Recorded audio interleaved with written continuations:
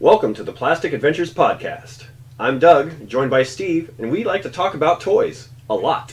We're here to take you on a trip down memory lane, a fireside chat, if you will, about those little pieces of plastic that captured our hearts and imaginations. So join us on this plastic adventure, and let's talk toys. Hey everybody, welcome to another edition of the wonderful Plastic Adventures. I'm Doug, here's Steve, and we're going to talk toys again today. So what is today? Today is November 4th, sometime in the evening, 7-ish. And I was guessing November the something-ish. November the something-ish. Yes. Today was actually November rain. Oh, it was. It was. Nothing lasts forever. That's even true. Cold November Even rain. cold November rain. Guns N' Roses for you younger people out there. All right, so let's get the show on the road. We'll talk about news.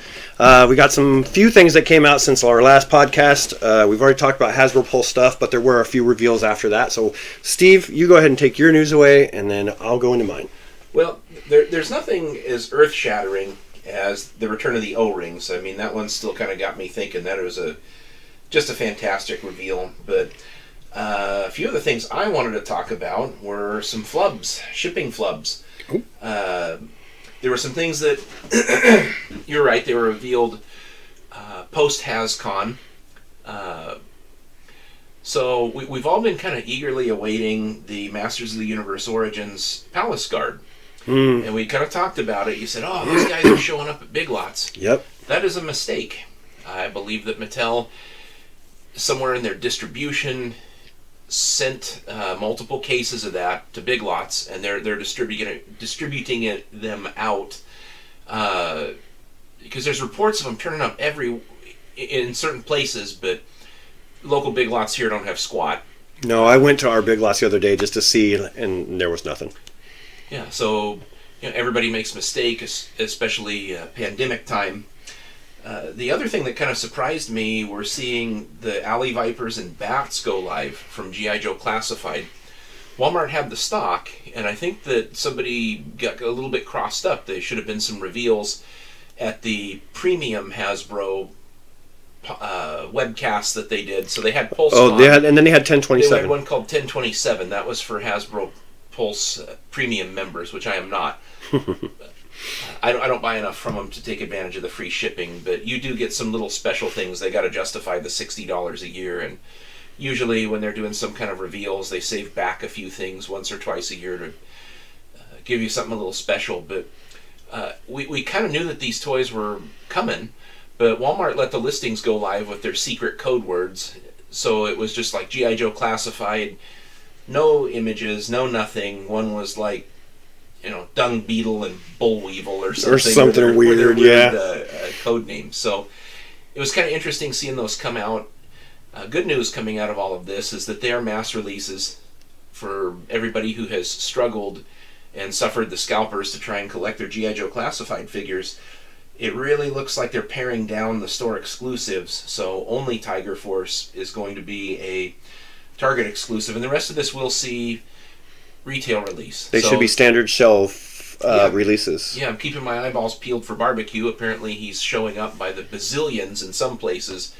Mum's the word here at our Targets. So that's coming soon, though. So it's really, really good news for Joe. Really looking forward to the things that are coming, and I think that they are trying to answer our supply and demand issues, being culpable for it. And I've even heard that they kind of slapped Target around a little bit and told them to stop putting up pre-orders that only last 8.5 seconds in a broken shopping cart. What the crap is that? Yeah. That's enough to piss anybody off. I tried, man. I know. Got on I know. And, boy, but that's the current collector's market. The shipping woes are not relieving. I suspect probably by mid to end of next year, somebody's going to come and fill that vacuum in the shipping lanes, and it'll get a little bit normal, but from here until then, it's just whoever finds it and grabs it. Well, I know that through some of the headlines in the news that Florida opened up a lot of its ports, and so ships that were in the whatever the line was, whatever the shipping thing, the queue, they were now diverted to Florida. And so Florida has been taking on some of those. So I don't know if that's like enough like fix the problem, but it's definitely a pressure valve. You know, it's something is moving, something is getting out. So that's good news. Yeah, I mean, we're coming into Christmas season, and actually, I don't know if you've noticed, but there is more stock. There's a lot more Transformers on the shelf. There's a lot more Snake Eyes, G.I. Joe stuff, superheroes. I mean, There's a lot of Marvel stuff I saw that was out there. You walk down the aisles and they are stocking pretty well, but I'm wondering if this is all stuff that they just put a huge rush on and priority to get there before Christmas, and that, you know, maybe by the time we hit late November or early December, it's going to be bare pickings. I suspect Black Friday is going to be like the end of it. Like, we won't see anything after Black Friday in toy lines. You know what I mean? I hope not, but I don't know. Yeah, I guess we'll just have to see.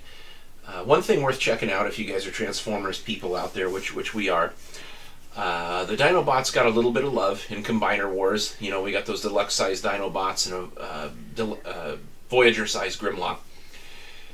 There are some really interesting parallels in the kind of kiddie line of Transformers. I don't know if you've seen them or not, but they've got Slug, and then the actual Sludge. Are those the Buzz? What are they called? They're not buzzworthy. I think they're called Cyberverse. They come in really bright, colorful packaging, and they look really good.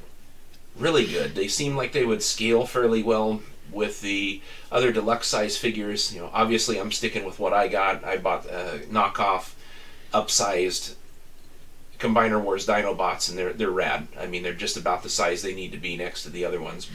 And those are basically just the Power of the Prime ones, but scaled up, right? They're the same. They transform the same. They look the same. They're just scaled up. Yeah, they all bumped a size up. Yeah. It's a very, very good set. I highly recommend it if you guys are looking for a good set of Dinobots. I think I paid about $80 or $90 for my set. It came with a very oversized Grimlock, so that one didn't work for me. But the other 4 Dinobots scaled up really nice with a regular Voyager class Grimlock. So my shelf has some really cool Dinobots. But take a look at these Cyberverse Dinobots. They're really neat. There's some good stuff going on with Cyberverse. Maybe, I don't know if it tides you over, but with the new line coming out next year, we've got Kingdom finishing out in first quarter, and now we've got this whole new line, this new Legacy storyline, Legacy, that they're following, and we got to see Blaster, which is super rad. Yeah, so Blaster is supposed to be the last of the Kingdom line. Like, there will be no more after Blaster. And they're going to be focusing on the Legacy, which chat on the web is that Legacy is the continuation of all of that War for Cybertron stuff.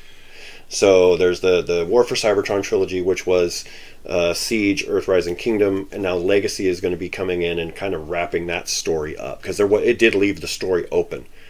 So that's where they're heading now with the Transformers, which I think is cool. And Legacy is a really cool curation of cool characters from different lines, so I'm totally down for that. Laser Optimus Prime looks awesome. Oh yeah, I mean, I was never really a Bulkhead fan, but seeing that G1 style Bulkhead like that, he looked pretty darn decent. Yeah, pretty cool. I'm excited for that Skids.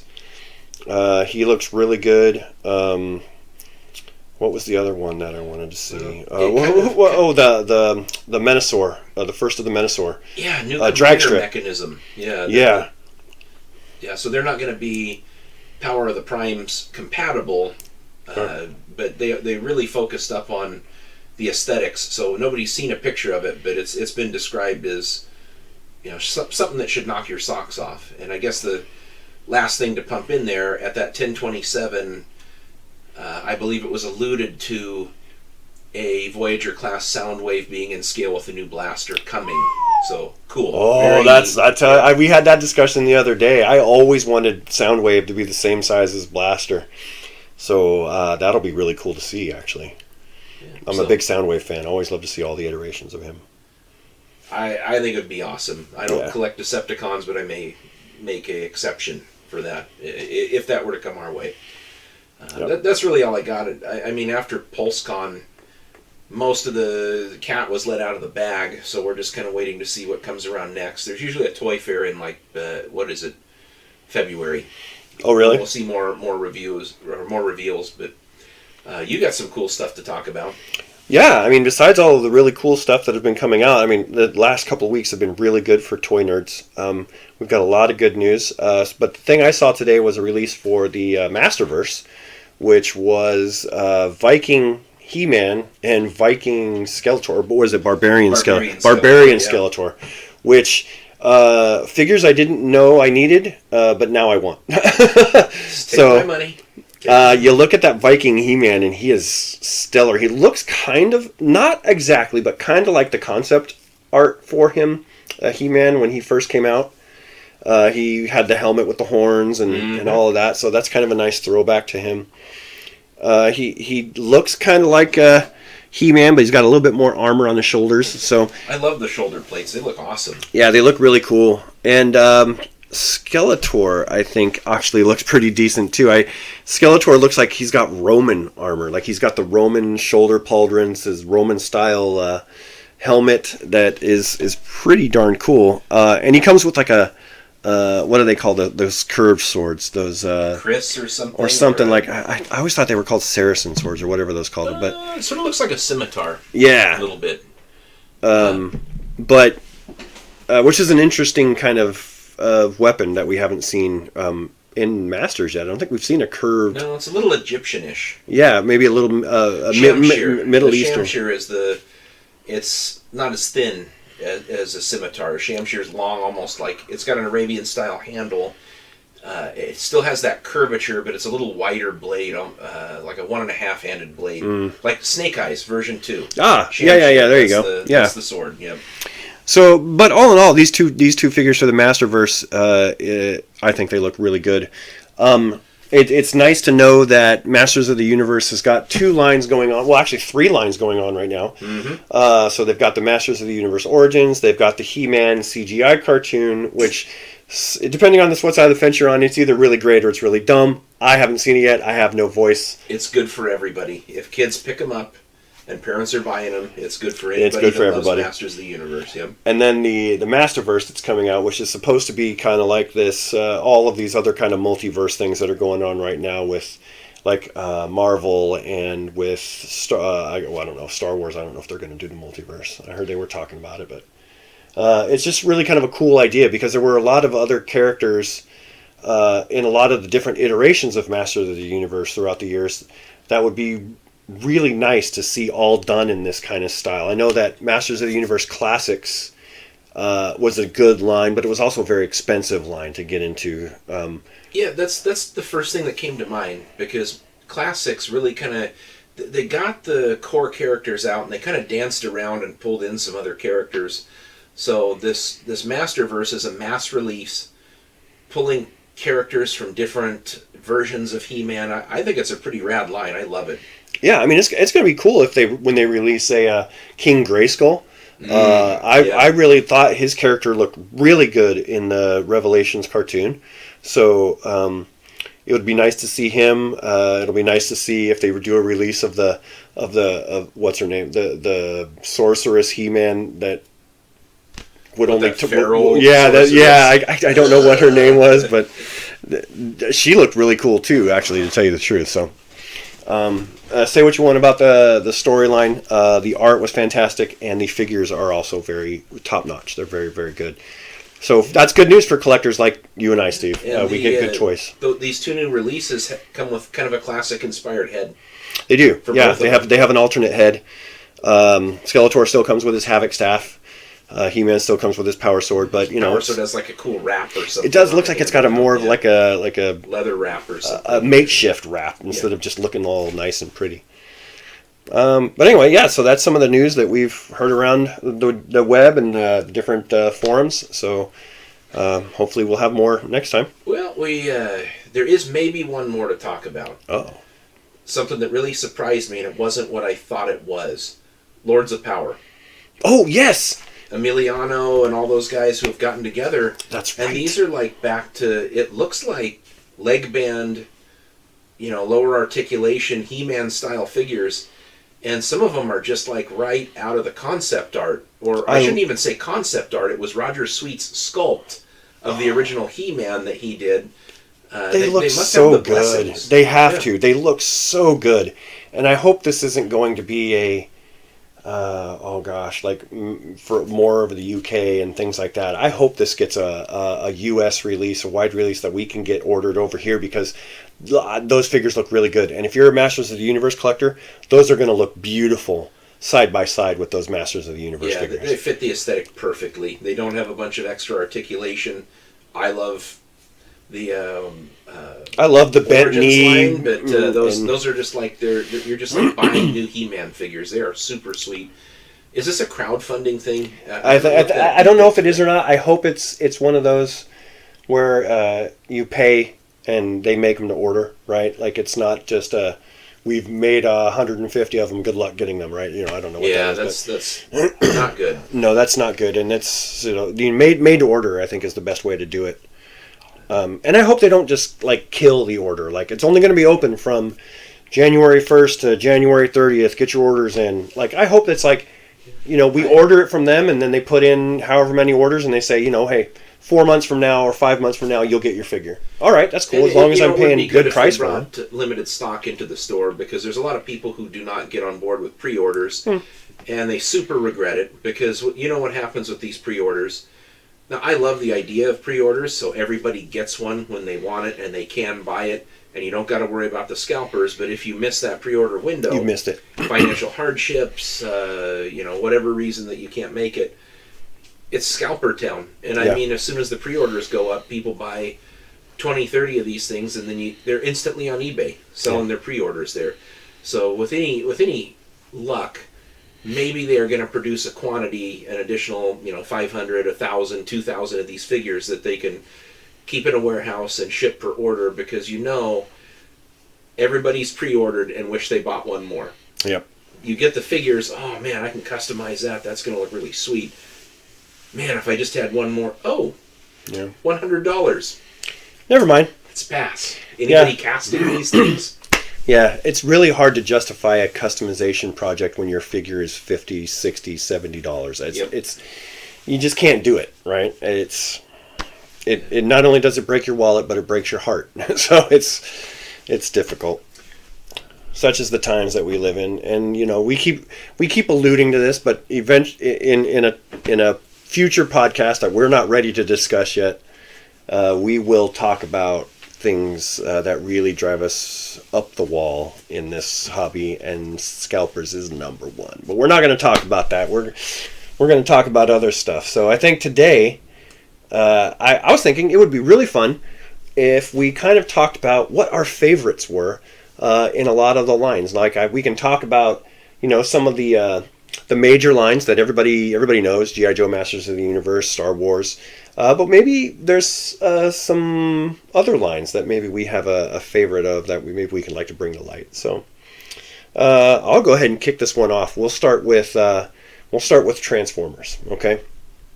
So I know that a lot of people love Optimus Prime, and he's like their go-to Transformer. A lot of people like Megatron, but Soundwave. Well, that's what I was going to say. Soundwave, if we talk about favorites, Soundwave is my favorite Transformer. And for a lot of reasons. Although the Autobots are cool and they have good characters and they have good things like that, the Decepticons were always a little bit more fun to me. And not because they were the bad guy. It's because they would transform into some practical things for a practical size. Soundwave, I was always kind of on the road. I was always traveling with my mom to go see my grandma, or my dad was in the military, so we were always moving from place to place. So having a thing that you can keep with you that was kind of pretty cool, that looked like a radio, you could take it and on the road. Fooled all the old people. Yeah, you got a tape. You got a tape player, Sonny. What song were you listening to? It's a robot in disguise. But I spent many hours, many days on the Greyhound bus with my mom, going back and forth between San Diego and Kansas, and Soundwave, and a few Joes and stuff like that. But Soundwave always went with me. The Soundwave that I unfortunately no longer have with me was well loved, joints very wobbly, paint worn. I don't think his tape deck ejector chest worked much anymore. He was just a bad, all around, very loved figure. And I think maybe I just got rid of him in a yard sale one day, and that's something I regret. Cool. But Soundwave, my Yep. number one favorite, all-time favorite Transformer. Very, very, very strong contender. I mean, he had a bunch of play features, the batteries that turned into guns, the tapes, so a lot of like additional interactivity. He wasn't just a car that turned into a robot. I mean, Right. he really had stuff going on. So for me, obviously Generation 1 Optimus Prime, that was like an unachievable grail in my youth because of our financial status. I mean, $23 in 1980s money was a lot of money. Can I pay that now? Boy, it's a really tough one because it's such an iconic toy, and it just, I mean, it's the first thing that comes to mind when you think about Transformers. But you know what I'm going to say? Bad trailer and all, Kingdom Optimus Prime is probably my favorite Transformer that I own that isn't G1 Optimus Prime. Reason being is because that thing is so darn cartoon accurate. The articulation is there. I mean, it's just like Optimus Prime walked right off of the screen. So if I was a kid back in 1985 and that toy was presented to me, Yeah. I'd be in the hospital resuscitating me because that thing is just a very, very good toy. There's very little kibble. The transformation to the truck is maybe a little bit too complex for my liking, but everything hides well. And I mean, it's a convincing looking cab over engine semi-truck. The trailer is junk. It's underscaled for the figure. Is it really? It I've is. not seen the Kingdom Optimus out of the package, so I don't know. Well, I'll show you the trailer. I've got it set up in the toy room. It's just really underwhelming. It has the little guy inside of it, the repair deck. It does not come with a roller. Oh, And the trailer really is underscaled to the truck. it looks stubby it's compared. small. Yeah, it's it's not like like a long Prime's- truck. He's pulling a 7-foot wide pup trailer that's 6 feet tall, which in reality the trailers are 8 feet wide and about 7 feet-ish tall. And it's short. It doesn't look like a 52-inch trailer deck. It still features the ramp on the back. It opens up and it'll play like a bass will, but just on merit of the toy itself, I don't know if I've seen a better Transformer than that toy. Even the Megatrons, which have been super rad. Shockwave looks awesome on his upgrade. They just don't have the magic of that toy. And I apologize. I hope that my G1 Primes don't hear me say this. But yeah, that's my favorite Transformers toy, Kingdom Optimus Prime. So Kingdom Optimus Prime, I think he's the same mold as the War for Cybertron Prime. It's Because the only slightly difference I can modified. see is that they're like the inside of his legs are gray rather than blue. I'm not really seeing another difference between them. So previous to that, you had that other Optimus Prime, like War for Cybertron. With the weird It had forearms those and things. I mean, the look was very similar in robot mode, but they just smoothed it out a bit. And you look at the two of them. War for Cybertron Prime looks awesome. I And love him. That's the one love I that have. Figure. I think you have a Kingdom mold in that Netflix Optimus. yeah, Prime. that's what I'm saying. I think the one that is the Netflix one Yes, that's is the Kingdom mold. is the Kingdom Yeah. mold. He just doesn't have the trailer and He all does that not stuff. come with the trailer. No, for Yeah. your extra for $50, you get this Yeah. crummy trailer and a Voyager scale figure. I'm a sucker. Take my money. I love Optimus Prime. Yeah, So that gets my vote. But that is a definitely good Starwave, Optimus. I mean, probably means more to more people, maybe as much as G1 Prime, and it is a really, really tough one to beat. That is just such a cool original G1 figure. Yeah, I would agree. I know that G1 holds a very, very near and dear place in a lot of our hearts because, that's what we grew up on. But if I was to go back in time and see G1 Optimus Prime and a War for Cybertron Optimus Prime side by side, and your mom's like, pick one. Duh. I'm going to go for this one. No offense, G1, but... Based on aesthetics and everything, yes. Yeah. Okay, so All right, so what's the next big All right, one? so G.I. Joe. We'll go G.I. Joe. G.I. Joe, I think, is one of the very few of the big four that has seen more iterations throughout the years. I know the Transformers has seen a few as well, but I mean, G.I. Joe, all the way from 1982 to now, has seen many different cartoons, many different versions of the characters, and many different like storylines as well. G.I. Joe from each different cartoon has been different than the one before it. But as far as characters are, there's so many characters to choose from in G.I. Joe. Character. I got a toy. Don't make me pick a character. So I was going to say, so I love all the characters, I think. But the toy from G.I. Joe, if I could say, it definitely not the character that comes with it, but the whale. Yep. The whale is hands down the best G.I. Joe toy ever created, with the Sky Striker coming in a very close second.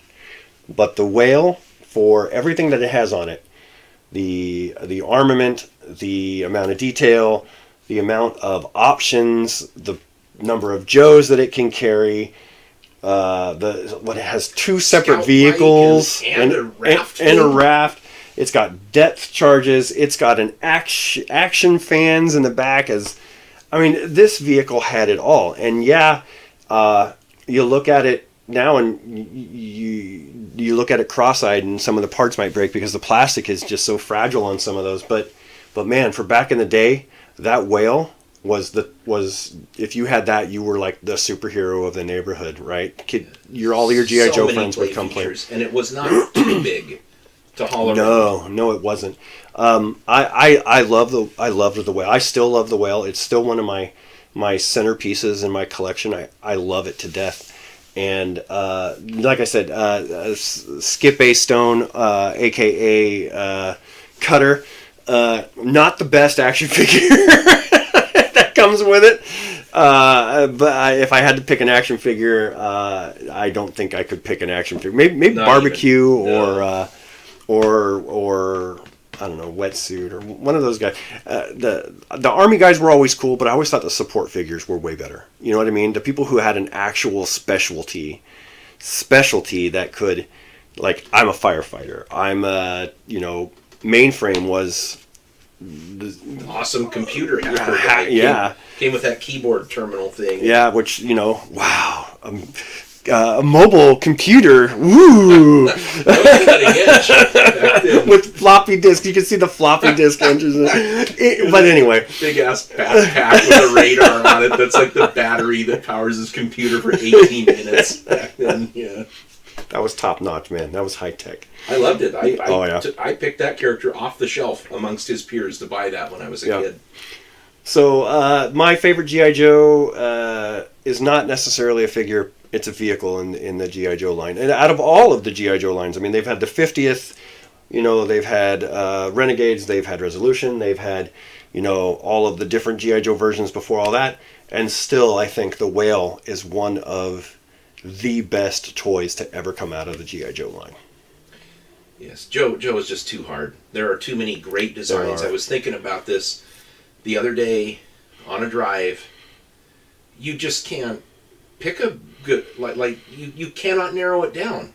You look at designs, especially when it was hitting its stride back in 85, 86, and you have Low Light, and you've got Eels, and you have way too many to pick. Basic guys like Ripcord that are just rad figures who just can't do it. Beachhead. Man, Beachhead. Firefly. One of the coolest figures ever. I love Firefly.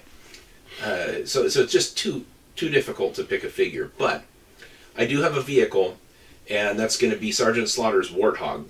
Oh, the Warthog, yes. That was the one for me as a kid. It was those big orange missiles. It does. It does have some giant, strange missiles that separate for whatever reason. But the aesthetics, it's this really cool-looking, boxy, amphibious tank. It's got the cool teeth on the side of there. You got the machine guns up on the front. But you could also haul around Joe's inside of there. The inside compartment of that thing is actually outstanding. Yeah. So it's almost like Joe, with their vehicles at the beginning and into the best prosperity of the line, had model makers working on the vehicles for the details that were built in. And then it started going very sci-fi. A a lot of strange things like the pogo. And what the hell was that? That was a good comic, though, when they released that. That thing that looked like it belonged in Spiral Zone, the buzzsaw thing that you ride in. Oh, the Buzzbore! Buzzbore. The Buzzbore. Whose idea is this? Dude, Destro was out of town. And some dipshit Iron Grenadier. And Zartan was like playing a joke on Cobra Kai. He's like, I've got an idea. I've got a great plan, yeah. Destro would approve this, don't worry. Oh, yeah. I asked the Dreadnoks for their input. Really? Cool, blimey! I want to drive a steel saw! It's got an orange soda dispenser in it! So, you know, there's a definite line of delineation. Warthog's terrific, though. Man, the fact that it floated. And, you know, my favorite character is Duke, followed by a tie with about 500 other characters. But the Sergeant Slaughter that came with that was awesome. Yeah. He didn't wear any spandex. Now, I do like the Triple T outfit with just the tank top and the fatigue. The classic Slaughter. But that Sarge had like this flak jacket and like a bandolier. And he was in this like khaki-looking getup with some red highlights and a cool removable hat that you lost instantly. Yeah, they geared him up pretty good. Yeah, he didn't come with a gun or anything, but no. I mean, that Sarge was an incredibly intimidating figure. So that he looked pretty cool. Combination of driver and vehicle, that's my pick. I love the Rolling Thunder. It is stupid. Oh, that gosh. That is one of the dumbest vehicles ever, but I got that for Christmas one year. You got the Rolling Thunder? I did. Oh, wow. I believe that my grandparents, if I'm correctly remembering this, they went to Vegas, and I think my grandma made out in the slots or something. So you got lucky. Presents, and they really loved to torture me. I was neurotic at Christmas time. Single mother, didn't have a lot of stuff. So they let my cousin, the favored one, open his, and there's pictures of me with these like jealous, hateful eyes when he's opening it up, and I see this Rolling Thunder. And then they brought my present over to me later because they wanted to see my jealous, horrible, terrible kid reaction to it. Such great grown-ups. I know. But I loved it. I mean, I had so much fun, and there was a lot of play built into that. But boy, that Warthog is just there's so much for what you got out of that box, and I just love it. Well, when you see Warthog, you're just like, how can we make Sergeant Slaughter a vehicle? What would we do if he was a vehicle? What would he look like? Well, I guarantee you wouldn't pick a golf cart on tank treads. No, the Warthog like fits Sergeant Slaughter so well. Like that's awesome. It fits his personality.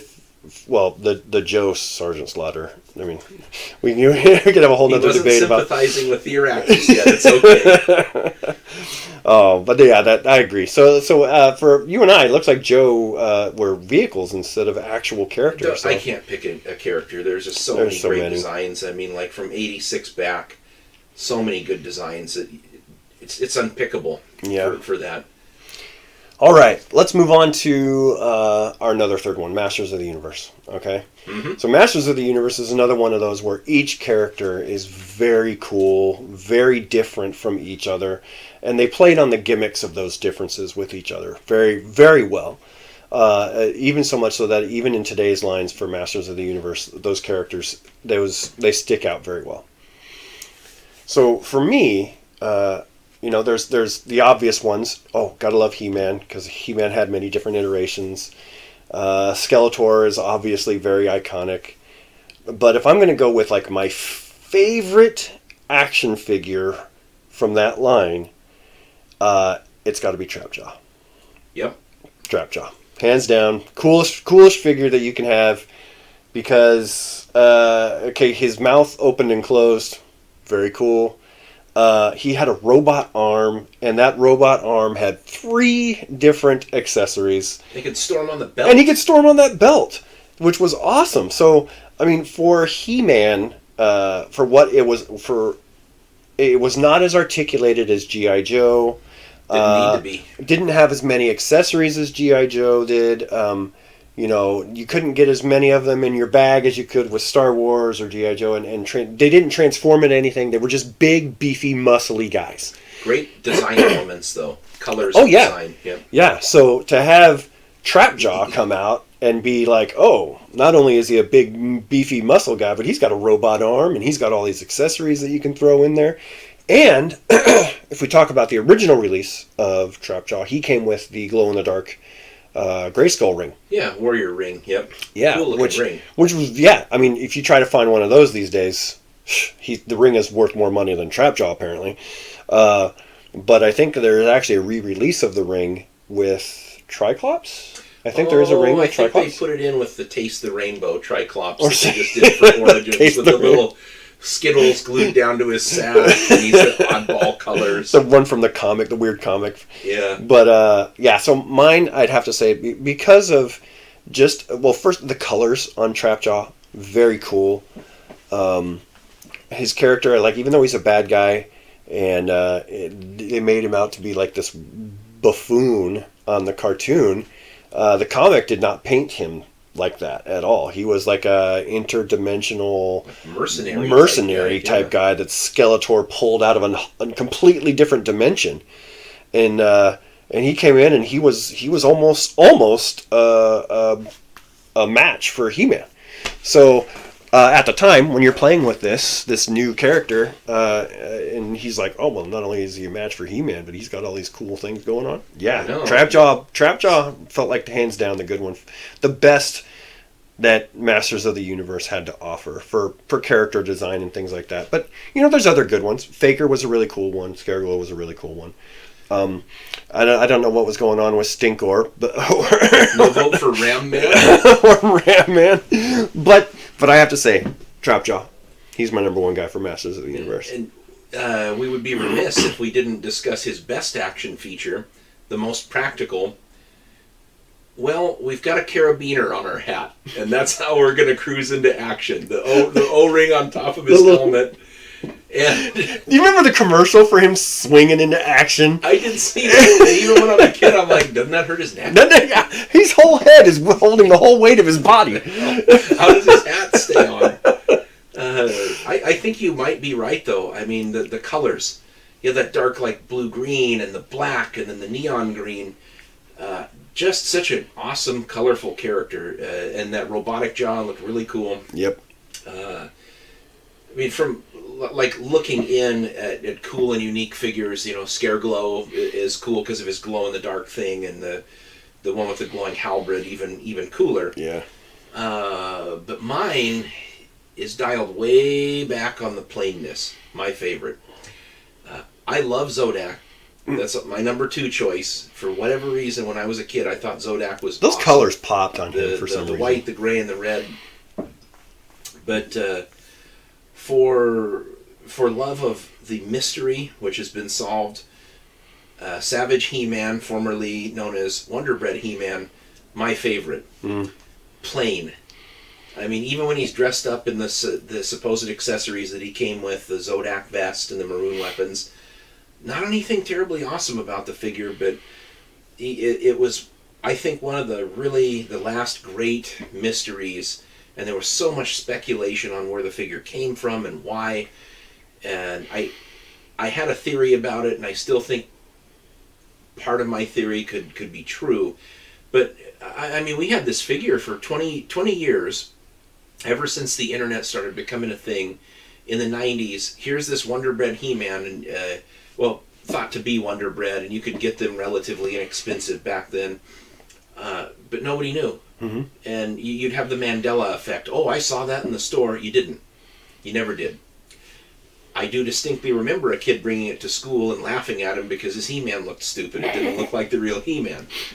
But I always liked that one because he reminded me, he had a Conan feel that He-Man didn't have. He-Man always kind of reminded me of like a proto-Viking type of character, whereas as the Wonder Bread / Savage He-Man had the Conan feel to it. Yeah, and what it allows me to think, and what they've expanded on in the new Revelation series, is what about the other guys who may have held the sword at some point?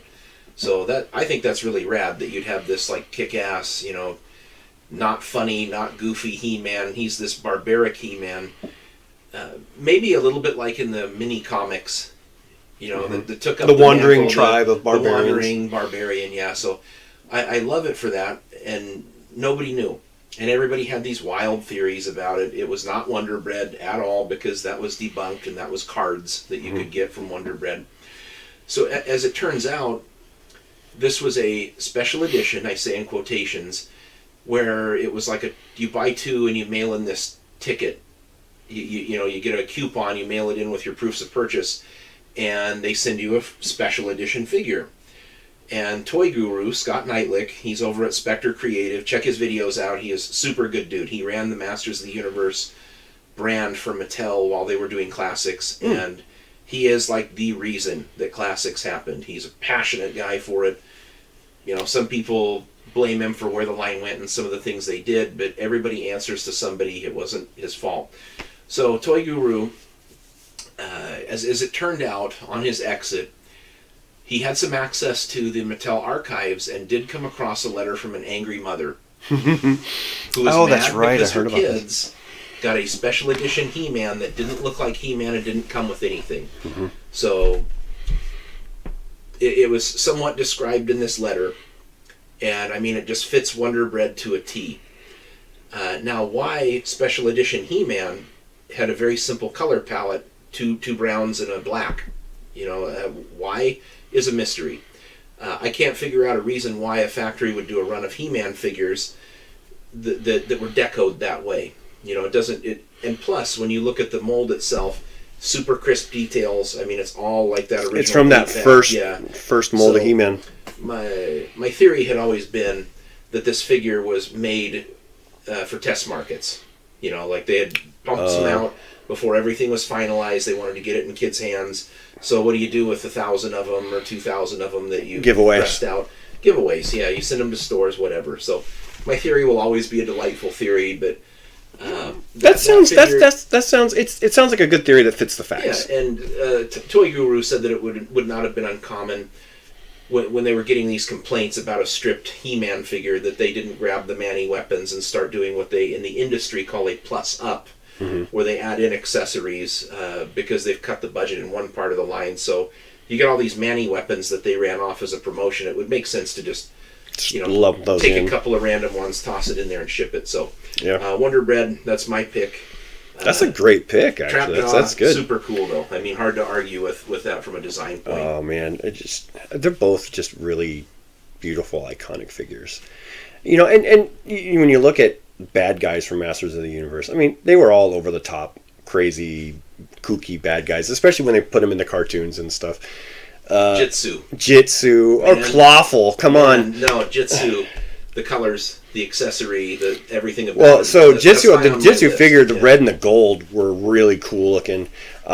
When I was a kid, him and Fisto went head to head. Those guys were chopping each other's balls. One of them uppercutted and the other one chopped. So yeah. They were cool figures. So what's next on the slate? Okay, so I was thinking we would go.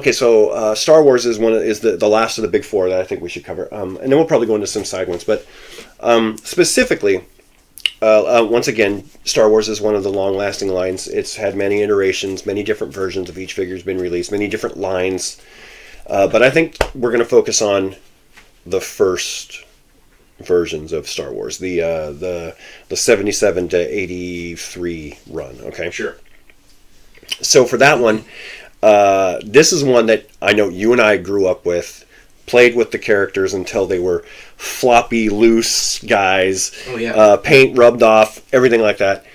And it's really kind of difficult to narrow down a favorite figure. But I think for me, it beats out other figures by a hair. Is Bespin Luke Skywalker. Okay? And there's a reason for that. So for me, I was little when 77 was around. I was, 2.5 years old. So I didn't see the original A New Hope Star Wars in theaters. Or if my parents took me, I don't remember it, right? But I do remember going to Empire Strikes Back in 1980. I was 5 years old. I can still remember it. I can still remember the texture of the wall on the outside of the theater. Everything about it. And Luke Skywalker was like the man that came out of it. I mean, Han Solo was cool. But man, him going and killing the AT-AT single-handedly, flying to Dagobah, learning from the little green goblin about this thing called the Force, going to Cloud City to free his friends, and oh, by the way, this dude you've been fighting, he's your dad. Gets his hand chopped off. I mean, I love Empire Strikes Back, and Bespin Luke Skywalker is like the best action figure for me. He's like, if we take all of the toy lines and say rank them, Bespin Luke Skywalker is damn near at the top for me for action figures. Yellow lightsaber, didn't care. Didn't matter. Still loved it. Blaster, that was it. That was the only two accessories he came with. He did not look too terribly like his movie counterpart, Mr. Hamill. His face was pretty bland, considering. He had two different versions, apparently, a yellow hair and a brown hair. The cheapest paint apps that they ever did. Oh, yeah. I mean, a little bit of black. Yeah, tan, a little bit of brown for the boots, and a little bit of black and some hair, and you call it done. But I played with that guy nonstop. Nonstop, he would play in Castle Grayskull. He would fly in my Sky Striker with Ace. He was the crossover figure that went everywhere and did everything with everybody else. So I think he's my number one, absolute number one figure from the original Star Wars line. Boy, this is a really difficult one. I liked that his lightsaber was separate. Mm-hmm. It wasn't in his arm. Hand, yeah. So I gotta say, favorite overall toy, like top to bottom, AT-AT Walker. That's such an iconic Star Wars vehicle, and I mean, that was just terrifying when I was a kid seeing that. They're so small, and the walkers are these huge, scary... Yeah. I mean, God help me, whoever approved that in the budget. It was probably Mars Industries. That was a Destro thing. Oh, come on. That's the same guy that approved the flag. No, I mean, like, when you commission this vehicle to build, who makes a giant walking, unwieldy tank? But anyways, it's Star Wars. So I think that's the coolest vehicle. I like that it opened up, and you had drivers, and it just made some... sound when the chin guns would light up. The chin guns, yeah, they'd light up. Favorite figure. Didn't the AT-AT also have that cool like neck mechanism from the inside? Like you would. I don't remember. Like you would open it up and it would have like this T-bar, and you would control the neck or something. I have one now, but I have hands the size of catcher's mitts, so I can't get it inside of my toy to figure out. I'm afraid. But you might be right about that. You might be right that there was some sort of internal puppeteering control for the toy. I never had one when I was a kid. I got my first one like 3 years ago. I bought a lot for $100 that had that and a TIE Fighter and the Snow Speeder and like 40 figures or something in varying conditions. I'm still envious. Good find. Very good find. Still envious of your TIE Fighter. And that was in there, and I had to replace the chin guns and a few little things, but super satisfying to get that thing complete. Favorite figure, Jedi Luke. Oh, Jedi Luke. The cloak, the pistol, the green lightsaber. Luke went from... See, I thought you were going to say Bespin Han Solo. No, cool design, cool figure, and I had a Millennium Falcon when I was a kid. Several. Mm-hmm. And I just played the daylights out of those things, but I like from a design, those AT-ATs just captivated my little brain. And that Luke figure, it's because of the extras. Most of these toys came with a gun. Mm-hmm. And Bespin didn't even come with the right gun. No. Which we've known and bitched about several times. Bespin Han Solo, what gun was that? For character design, that's the coolest Han Solo, bar none. Mm-hmm. Other than, I liked his Force Awakens colors. I thought they were pretty cool. Yeah. But that AT-AT is definitely my favorite toy overall, but figure-wise... Jedi Luke. Other than Han Solo and Carbonite, or maybe Luke Skywalker with a removable helmet, Stormtrooper disguise, that's cool. That is cool. That figure just came with a lot of elements, cloth goods. So that gets my vote for figure. But if I got to pick one toy, it's the AT-AT, far and away. Yeah. I mean, there's a lot of good, runners up for Star Wars. Only because like I said before, we grew up with it. Boba Fett is a great action figure. One of the most mysterious figures or characters in Star Wars up to that point, right? He could be anything you wanted until you watched him fall into the Sarlacc pit. Thank you, Mandalorian, for redeeming. Pre-Jedi, he could be anything you wanted him to be. Post-Jedi, he was Sarlacc food. But anyway, but there's a even the plainness of Chewbacca. I actually really liked Chewbacca. His blue eyes, where I thought were always kind of like, how did they get his eyes so blue? Wasn't he slightly bigger than the other figures? He was. Yeah, he's like a I don't know if like a centimeter or what, but he was just slightly taller. And then I also thought that the Return of the Jedi had some of the more creative figures in the line. The A New Hope and Empire Strikes Back, played it safe with the figures that they released out of the movies. But man, there were some wonky figures that came out of the Return of the Jedi line. I love the biker scouts. Yeah. My favorite. Those guys. Yeah, those guys are cool. But I mean, just the Jabba's palace. Creatures. Oh my gosh, there's so many aliens. Max Rebo set that came out. The Rancor was Rancor. Oh, I still love the Rancor. The Rancor is really awesome. But there's a lot of good ones to choose. But if we're choosing one, Luke Skywalker. It's a good choice. It's such an iconic figure. It just doesn't need much else. Yeah, I don't think it really does. The sculpted in detail of a lightsaber on the belt. Very much appreciate that. Yeah, he had a lightsaber in his hand and had a lightsaber on his belt, but you can pretend that he takes it off and then grab a twig and put it in his little hand. You lose that lightsaber in a heartbeat. Yeah. No, that was. I think I lost all of Jedi Luke's gear walking outside. That figure that just completely disappeared. I haven't opened it yet. Where'd they all go? Oh man. No, so for the big four, I think those were good. So I was thinking, let's kind of go down some of the sidelines a little bit. Let's say GoBots. Not a lot of people think about GoBots these days. Love GoBots. Yeah. So for me, I think GoBot wise, Turbo. Yeah, super cool design. Yep. Red sports car, cool, kind of spacey, translucent plastic a little bit, and he was easy. I mean, all the GoBots were kind of easy to transform, but you pull his legs down, pull his arms out, flip his head, done. But he turned into a decent looking car, and many of them were very proportional. Unlike some Transformers that had some wonky proportions. And many of them, you could raise their arms at the shoulders. So Turbo went to school with me quite often because back in the day, any toy that you could fit in your pocket can go out onto the recess field, or the blacktop or anything like that.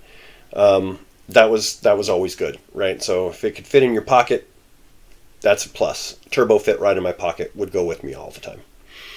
Good playability. I think he did. None of the GoBots really moved their legs too much, but when you're playing with them, that really didn't matter. You really only cared about maybe moving their arms. Mm-hmm. So that was okay, and he had standard arm movement. It was all right. Nothing. I mean, like transforming wise, nothing to write home about. But I just loved him. Turbo was just great. Those cartoons made him shoot lasers out of their fists, so we didn't have to feel bad. There was no accessories.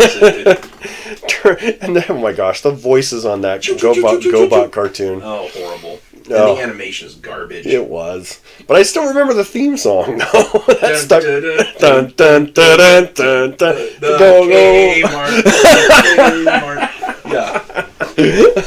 I love them. GoBots are sweet. Love GoBots. Yeah. All right, so if you had a GoBot, what favorite GoBot? Oh, boy. Defender. He's kind of this, like... The fighter jet one? No. It's a deluxe GoBot.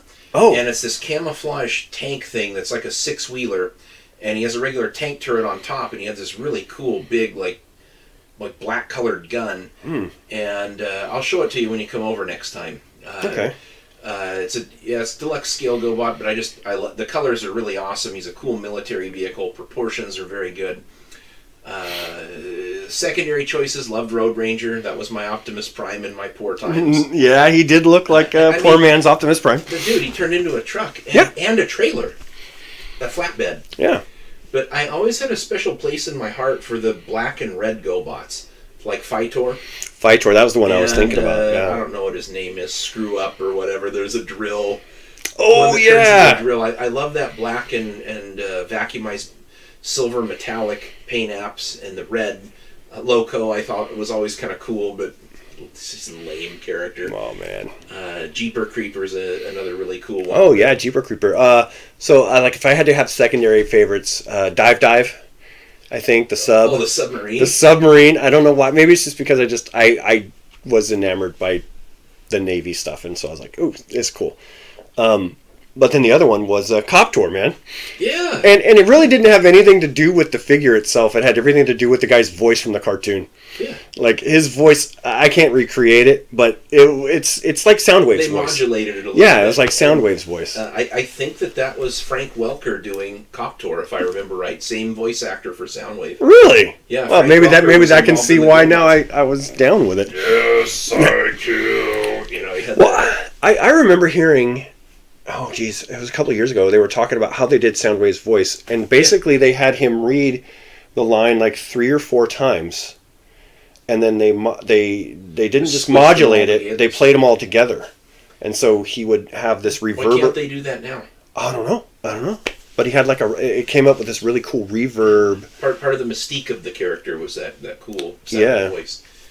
But Copter, I mean, he had the cool, I'm still in it. So there's 2 things I absolutely love with toys.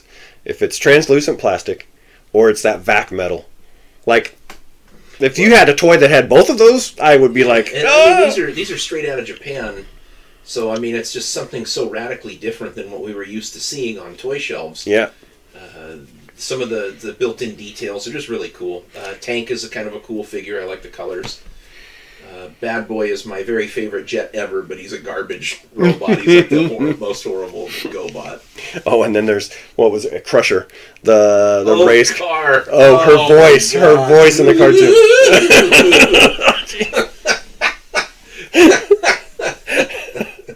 Oh my god! Yeah, it was a bad cartoon, but a bad robot that wore lipstick. Yeah, I know. Oh, jeez. Her voice was just like nails on a chalkboard. It hurt to listen to her talk. Oh my goodness. So funny. Oh. But Copter was kind of cool. Like I said, he had those metal arms. He had the blade that he could hold. Very cool. What was the blue guy's name? Was it Tank? Tank. Just Tank. Yeah. Anyway, so yeah, GoBots. There you go. So Copter for me, and what was the Defender for you? Very obscure, top one. but he's a deluxe GoBot. Very, very cool. Right on. Okay, so I think you pick a toy line, and we'll see which ones that we haven't talked about. Let's just do a layup here. Let's do Mask. Oh, I love Mask. Mm-hmm. Okay. Ooh, it's hard. That's a hard one. A lot of good vehicles. Because, okay, so I'm going to have to go with like my instant gut reaction. Like when you said Mask, and the thing that popped into my head first and foremost, Condor with Brad Turner. Mm-hmm. And I think you and I have talked off, away from the mic from this. It probably was like people's introduction to Mask. It was an easy one to grab. It was on the shelves all the time. Parents probably just saw it and grabbed it because it was just cheap. I think maybe $3 or $4. So, but at the same time, let me tell you why I do like it. First of all, it's a motorcycle, very cool, and it turns into a helicopter, which I mean, that's pretty darn cool. You're racing down the highway, you're like, you know what? This is too slow for me. I need to turn into a helicopter. And off you go. And his bright yellow suit with his like magenta square, and he's a rock star. He's a rock star. He's a rock and roll guy. So yeah, that's what I'm saying. Crotch rocket Kawasaki thing. Yeah. It's classic Mask for me. I mean, I'm sure there's a lot of others that I absolutely love, but if I have to pick one, I think it would have to be Condor, Brad Turner, because it's just iconic. Mm-hmm. It's a very iconic one. And I think everybody who knows Mask knows that. So that's really, really good choice. Yeah, I mean, it was heavily featured in the cartoons. Yep. Everybody's first Mask figure was probably Condor. Mine was. I'm fairly certain mine probably was too. So I'm going to pick one. If I could only have one, I wouldn't pick this toy. But I really like Goliath. The racing series is not very awesome. It really went off of a deep end, the split seconds and the racing. There were not very many good split seconds, but what I really, really like about Goliath is you have a cool IndyCar vehicle that turns into a jet. So you've got your Matt Tracker, and he has a cool outfit, really cool looking colors. And then the truck itself turns into this really awesome, like, missile-based thing. With a giant missile. 2 Huge big missiles, yeah. Yeah, so I really like that toy a lot. I like the 2 drivers. You know, I really liked Volcano, but it's really static. It doesn't really do much. And probably the best toy in that entire line is Rhino. Oh, Like, top to whoa, bottom. gosh, Rhino was Yeah, a with great the- toy. Great the engineered lab, toy. And you got the ramps and the little vehicle from the back, and the battering ram, the ejection seat. Loved that Nothing- ejector seat, man. Yeah, no toy packed that much into one thing. So Rhino is far and away the best toy of that entire line. My favorite's Goliath. Even though Nevada Rushmore's mask shot a little totem pole out. Totem pole? I mean, is that what this thing did? Can you imagine, though, like, being in the Rhino with Matt Tracker? Like, all right, I'm driving, and you're the guy that's like, wait, can I ride in the vehicle in the back? Yeah, I don't want be in the lab. I don't want to sit in the passenger seat. Well, I'll tell you, I also don't want to sit on the kingpin because that thing's covered in grease. Oh, you know, yeah. the hitch on the back of there. That's getting slapped. It's filthy. All the crap coming up out of the... But at least you don't have to be tires. worried about getting ejected out of the Rhino accidentally. That is true. Like, I'm sorry. Matt Tracker's like, let's see what's on the radio. So sorry, Bruce. I hope the controls weren't disguised as something like he pulls the thing for the air brakes and then shoots his buddy out over a ravine on accident. Yeah. Great play feature. Would Yeah. scare the heck out of me if I was riding passenger. Cool toy, but you know, Goliath is my favorite of the line. Great toy. And managing to track down that spoiler and the arm plus leg that I paid to get it completed, well worth it. My favorite mask toy. Oh man! So my second one would also be a helicopter. It would be Switchblade. Cool. Yeah, it's super good design. That Switchblade looks freaking awesome. Yeah. The like the pinkish red cockpit. It could turn from a helicopter into a jet, and the jet looked scary decent. Like it looked pretty cool. It did. It was a very. I mean, you look at that, and it is a bad guy vehicle. Like, Yeah. It screamed bad guy vehicle. So. Yeah. I'm not so sure how I felt about Miles Mayhem. I don't know if we. I think I've told you this before. He looks like the guy who ran the arcades on Wayne's World. Like he's like he looked like that guy. I don't know his name. I should go. Somebody will probably know. If Wilford Brimley was a German supremacist, he would be Miles Mayhem. Oh my gosh. There were some good vehicles in that line. Yeah, though. yeah, You know, just terrific. Thunderhawk was good. Gator was good. You know, if we're going like mid-sized vehicles, Raven, dude, sweet black Trans Am Yeah. turns into an air vehicle, has some sop. What was the purple? Was it Mamba? Was the purple one? What's that one called? Manta? Manta. Yeah. You know what we really should have in this top of the line technology? A saw blade. Let's shoot a saw a blade. shooting saw blade. and make that thing neon orange. Yeah. There you go. No, tons of really cool vehicles, man. It would be too hard to. I couldn't even hardly pick a top 3. I mean, if I could keep one, I'd probably keep my Thunderhawk because it's iconic and what it means for the line. But Rhino's far and away the best. Yep. Yeah, but your favorite is going to be... Favorite's Goliath. Yeah, it's cool vehicle. Yeah, that's a good choice. I think so. Let's see. Let's see if we're We're at an over. hour. I mean, maybe after the big 3, we need to cut this thing in half and make this part of a bonus cast or We'll something. see. Oh man, but you know, we get together and we start talking. We just talk all the time. We can just talk all night.